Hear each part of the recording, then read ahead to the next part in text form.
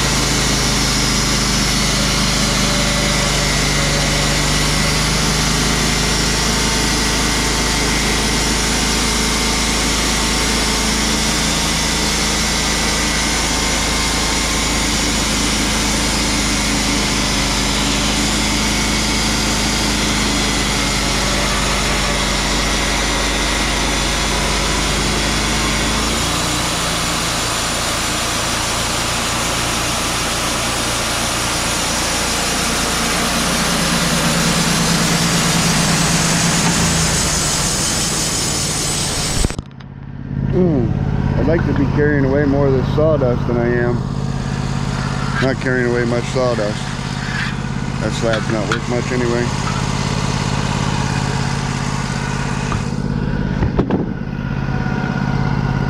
See what this one looks like.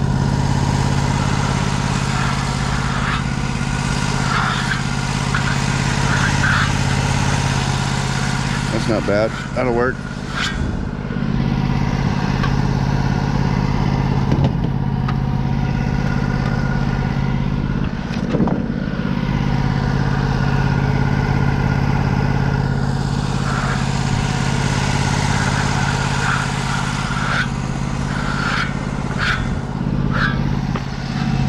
That's not a bad one there either.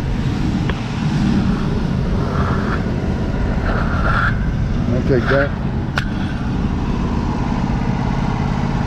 That'll look nice on the outside of a sawmill shed, I hope.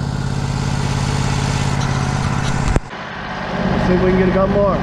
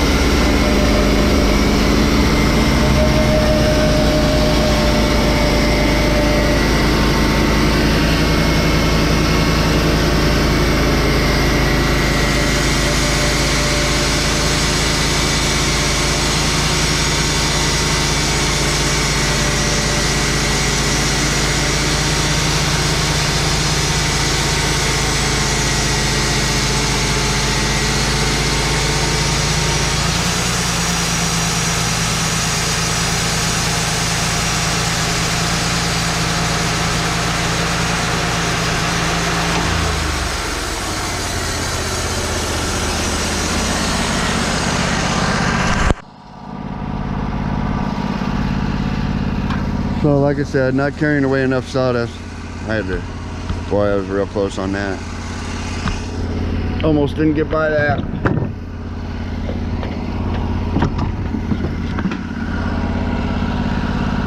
See what the core looks like. Not bad.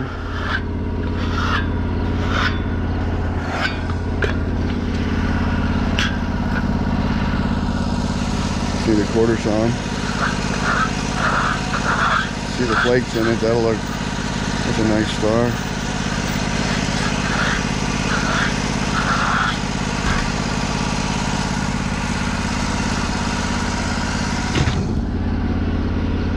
That'll probably be good enough for a sawmill shed.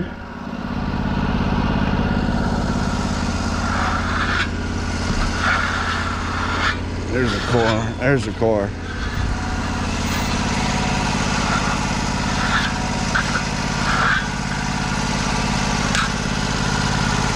I'm gonna flip it over and get one more cut off this. So I'll leave the 1.5 inches on the bottom. And it's not quite right down on the deck either, so this will flatten it out, put it right on the deck, hopefully.